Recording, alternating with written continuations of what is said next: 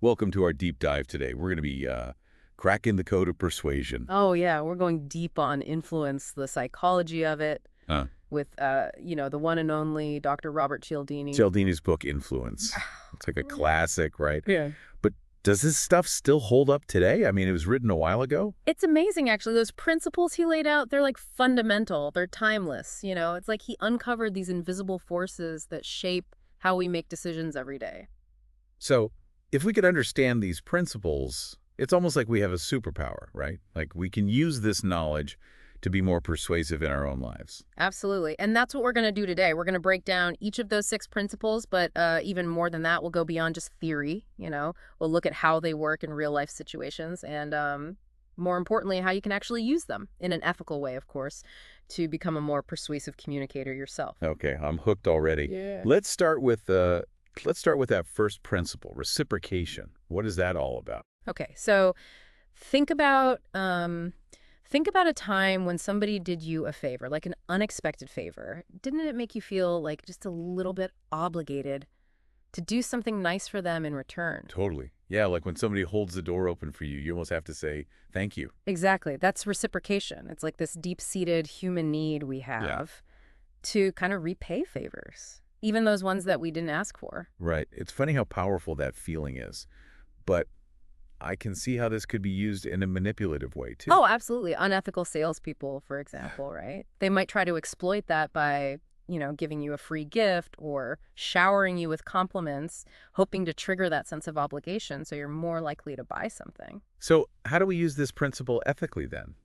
To our advantage, but without being manipulative. I think it comes down to being genuinely generous, looking for those opportunities where you can actually help someone or do something thoughtful for them without expecting anything in return. Like maybe it's offering to help a colleague out with a project or bringing in donuts for the team. Just these little acts of kindness, they can go a long way in building goodwill.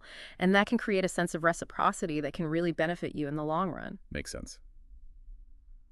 Okay, so moving on to principle number 2, commitment and consistency. What's going on there? All right, so this one's all about, it's about our desire to appear consistent, right, in our actions and our words. Once we've made a commitment, we're much more likely to follow through, even if it doesn't make sense anymore. It's like we want to prove to ourselves that our initial decision was the right one.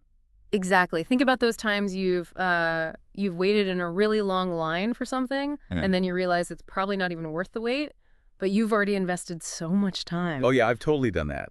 And then I end up getting the thing, and it's like, why did I wait so long for this? Exactly. That's commitment and consistency at work. Once you've invested that time and effort, you feel compelled to see it through. Right. So how can we use this principle in a positive way? One really effective strategy is encouraging people to start with small, achievable commitments. For example, if you're trying to help someone get in shape, don't hit them with a marathon training plan right away. Start with like a commitment to just walk for 15 minutes a day. Baby steps. Yeah, I like that. Small steps lead to big changes. Okay. Principle number 3, social proof. This is where peer pressure comes in, right? Well, sort of. It's definitely related to that, but it's a lot broader. Social proof is this tendency we have to look to others for cues on how to behave, especially in, unfamiliar situations. So like if you see a crowd of people all looking up at the sky, you're going to stop and look up too. Exactly. It's like, well, if everyone else is doing it, it must be the right thing to do. Right, right. But isn't that how we end up, like, following the crowd and making bad decisions? Yeah. It can be. And marketers know this, which is why they use, testimonials and reviews all the time. Millions of satisfied customers can't be wrong. Right. True. So how do we avoid falling into that trap of just doing what everyone else is doing? I think the key is to be aware of the context. Like ask yourself, are these people really informed? Do their situations even apply to me? And most importantly, do their actions align with my own values and goals? Good point. Okay, I'm ready for principle number 4, liking. This one seems pretty straightforward, right? We like people who are likable. It does seem simple, but there's actually a lot more to it than you might think. Liking isn't just about being like super charismatic or charming. It's also influenced by things like physical attractiveness, similarity, compliments. Oh, so it's not just about being a smooth talker. It's more about finding common ground with people. Right. Think about a time you instantly connected with someone. You probably had some things in common, or maybe you just felt like they were really listening to you. Yeah, that makes sense. So how can we use this principle ethically, to be more likable without being fake? I think the most important thing is to focus on building genuine connections. Take a real interest in the other person. Listen to them. Look for that common ground and give sincere compliments. These are all ways to build liking and trust without being manipulative. Okay, that makes sense. On to number 5, authority. We're all conditioned to obey authority figures, right? I mean, it starts from when we're kids. Absolutely. From a young age, we're taught to respect and obey authority, whether it's our parents or teachers or, law enforcement. And for the most part, that's a good thing. It keeps society functioning. But the problem is that we can become susceptible to, blindly following authority, even when it might not be in our best interest. Right, like when you follow someone's directions, even though you know they're wrong, just because they seem like they know what they're doing. Exactly. Think about how easily we're influenced by titles, uniforms, or Hmm. even just a confident demeanor. We tend to assume that people in positions of authority are, more knowledgeable or trustworthy. So how do we avoid that trap Yeah. of just blindly obeying authority? Well, I think the key is to be discerning. Question authority, especially when something feels off. Ask yourself, is this person actually an expert in this area? Are their motivations in line with mine? And are they using their authority responsibly? Okay, so it's about being respectful, but not blindly obedient. Got it. Mm. All right, bring on the final principle. Scarcity. This one I feel like I already know a lot about. Oh, I bet you do. Scarcity is all about that fear of missing out, right? Yeah. We tend to place a much higher value on things that are rare or limited or difficult to obtain, like limited edition sneakers or concert tickets. Yes, the frenzy is real. But why does scarcity work so well? Like, what's the psychology behind it? Well, it basically triggers a sense of urgency in us, like we have to act now or we'll miss out. And we hate the thought of missing out, even if we didn't really want the thing to begin with. Right. It's like this primal fear of loss that kicks in. Okay, so how can we tell when scarcity is being used ethically versus when it's just a manipulation tactic? You got to pay attention to the context. Ask yourself, is the scarcity genuine or is it, artificially created to pressure you into making a decision? Are you feeling rushed? Is the information clear? Okay, good advice. It's like, take a deep breath before you click buy now, right? Exactly. It's about making conscious choices, not impulsive ones. All right, so we've unpacked all 6 of Cialdini's principles. This has been super helpful, but I'm curious, how do these principles work together in the real world? Like, do they ever combine to create like a super persuasive effect? That's a great question. And it's something we're going to explore in the next part of our deep dive. Because here's the thing, these principles don't usually operate in isolation. They often intertwine, like ingredients in a recipe. Oh, I like that analogy. So are you saying that combining these principles can make them even more powerful? Absolutely. And that's where things get really interesting. It's like, when you're baking a cake, you can have all the best ingredients in the world, but if you don't mix them right, in the right way, you're not going to get that perfect cake. I like that. So are you saying that these principles, like, they can work together to create an even stronger persuasive effect? Absolutely. Let me give you an example. Have you ever heard of the door in the face technique? It's a classic. Is that the one where you start by asking for something huge that you know you'll never get? Exactly. Like, imagine you ask your boss for a month-long vacation, right? You know they're going to say no. Oh, yeah, no chance. But then, here's the thing. You follow up with a smaller, more reasonable request. Like maybe just a week off instead. So you're making them feel like you're compromising, and they should too. Right. It Yeah. plays on that reciprocation principle we talked about. And it also uses contrast because that smaller request seems way more reasonable compared to the first one. I see. So it's like a double whammy of persuasion. Exactly. And you know what? There's often another principle at play here too. Commitment and consistency. Once they've agreed to that smaller request, they've made a commitment and they're more likely to stick to it. Wow. So it's like a triple threat. But if we know these tactics, how do we protect ourselves from, being manipulated by them? Awareness is key, really. When you start recognizing these principles in action, it's like you have this radar for persuasion.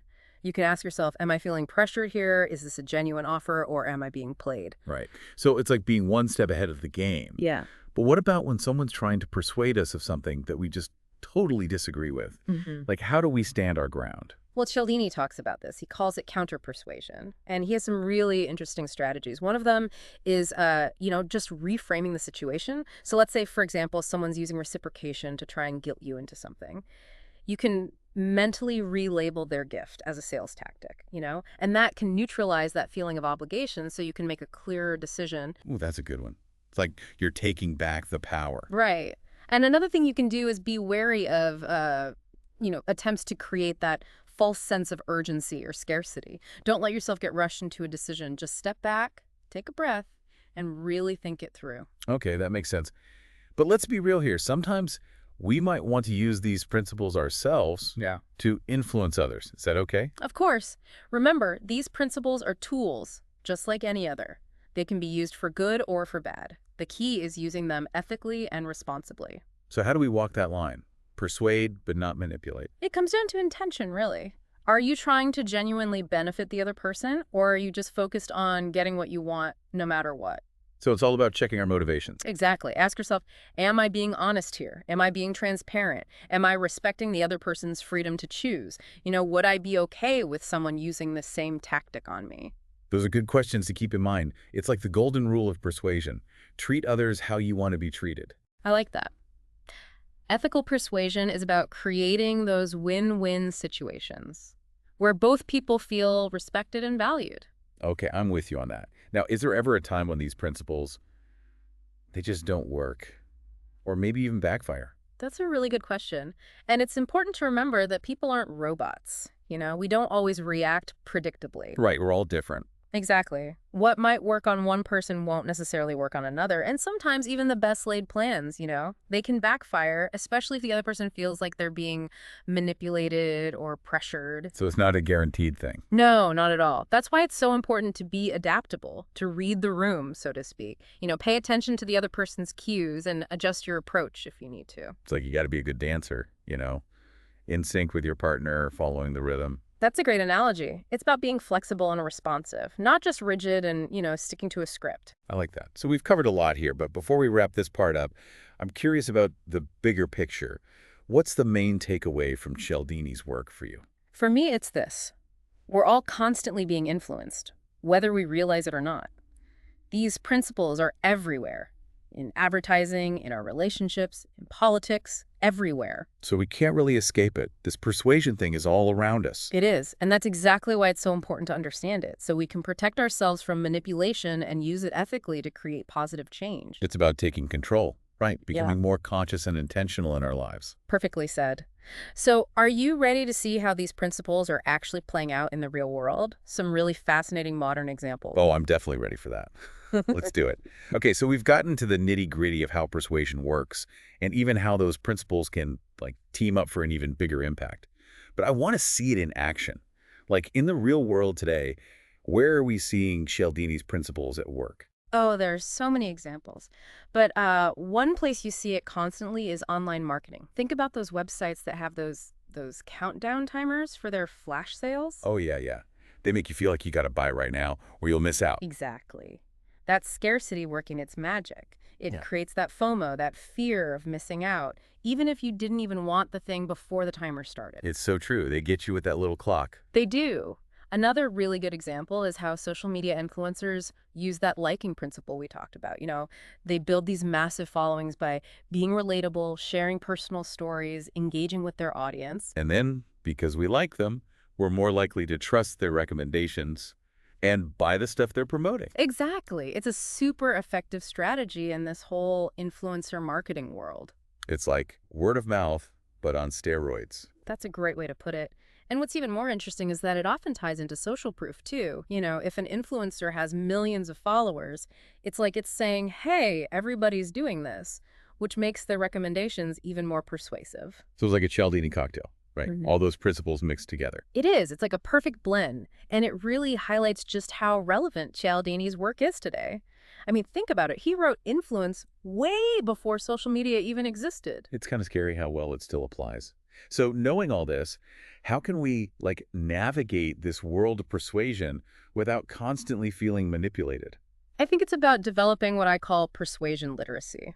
Becoming aware of these tactics, understanding how they work, and building up our defenses. Like we're training our minds to be immune to the Jedi mind tricks. Exactly. And the more you do it, the easier it gets. You start to spot those tactics and make smarter choices. It's empowering, right? It's like we're taking back control. We're not just being pushed around by these persuasive forces.